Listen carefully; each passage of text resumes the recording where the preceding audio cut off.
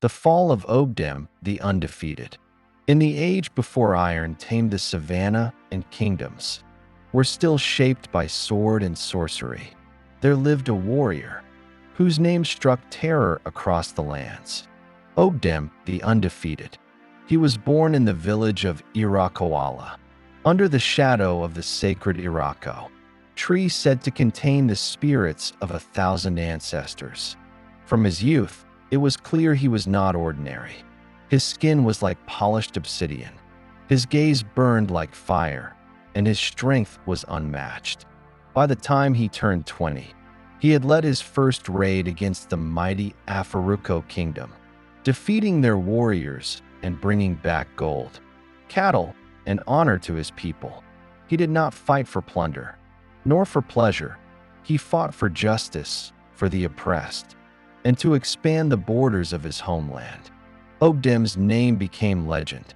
His spear, called Okanjawa, the Soul Collector, was said to be forged by the gods themselves, never missing its target.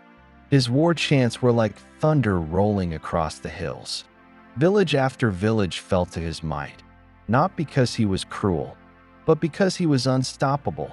He spared the innocent, fed the hungry, and freed those enslaved by wicked kings. They called him the Firewalker, for no man, beast, or spirit could stand in his way. He defeated the Oba of Edi, who claimed to wield lightning. He wrestled and broke the back of Onyinye, the giant who terrorized fishermen by the river delta. He walked alone into the caverns of Iku, where 1,000 cursed warriors stood guard, and emerged alone, but victorious, bloodied yet unbowed. By his 30th year, Ogedem ruled a coalition of over 20 villages and towns, stretching from the hills of Wura to the forest of Okiki. But with greatness comes envy.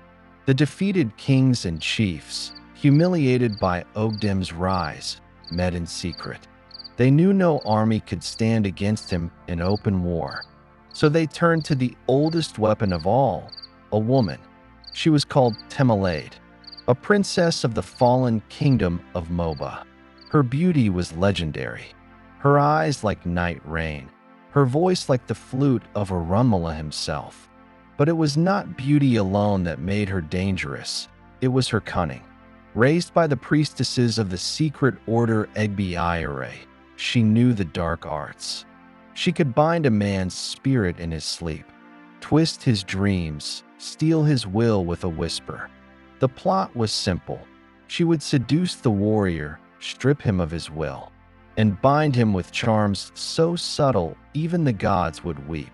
Temalade was presented as a gift from the people of Moba, a sign of surrender and peace. Ogedem, weary of war and tired of blood, accepted. He was warned by his diviner, Baba Akintala, to be cautious. A river that flows too sweet may drown the village, the old man said. But Ogedem laughed. What can one woman do that 1,000 warriors could not? Temalade danced for him the first night, graceful, delicate, a song in human form. She fed him stew seasoned with herbs from the hills of darkness. She told him stories, soothed his battle-scarred body, and lay beside him in the night. On the third night, she asked, "My lord, do you trust me?" "I trust no one," he replied, "but I desire you." She kissed him and said, "Then surrender to me." And he did. But what he did not know was that as they lay together, she had placed a binding charm under his tongue, whispered an incantation into his left ear, and tied a red string soaked in his sweat around his wrist. By morning, Ogedem's powers were gone. His spear Okanjawa, once singing with magic, lay mute and heavy. His reflexes dulled, his senses blurred, and before he could understand what had happened, a band of warriors from the Alliance of the Broken Crown attacked. Ogedem fought like a shadow of himself, still fierce, still skilled, but mortal. 100 men descended upon him. He killed 30 before his arms gave way. He was struck down and bound in iron, chains dipped in salt and ash. the kind that burned into the skin. The villagers wept. His warriors tried to rally, but they were overwhelmed. Ogedem was paraded from village to village, mocked, spat upon, and finally caged in a pit dug in the sacred land of Ogedemgbe, where heroes were buried, not honored. Temelade came to him one last time. "I never hated you," she said, her eyes soft but unyielding. "But the gods do not allow one man to carry the world on his shoulders forever." "You stole my fire," he whispered. "No," she said, "you gave it away." And she turned and left him there, in the earth. Years passed. The lands once united under Ogedem fractured again into chaos and war. The very kings who had plotted his fall turned on one another. The fields burned. Famine returned. It was as though the gods wept for their fallen champion. Some say Ogedem died in that pit. Others say he escaped, rising once more as a ghostly figure leading lost warriors in the forest.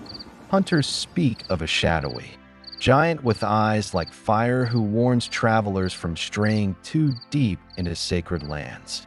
But among the griots, the storytellers of the land, his legend remains. They sing, "Beware the woman whose smile is a dagger, for even the mightiest fall to a kiss, and power, once given freely, cannot be reclaimed."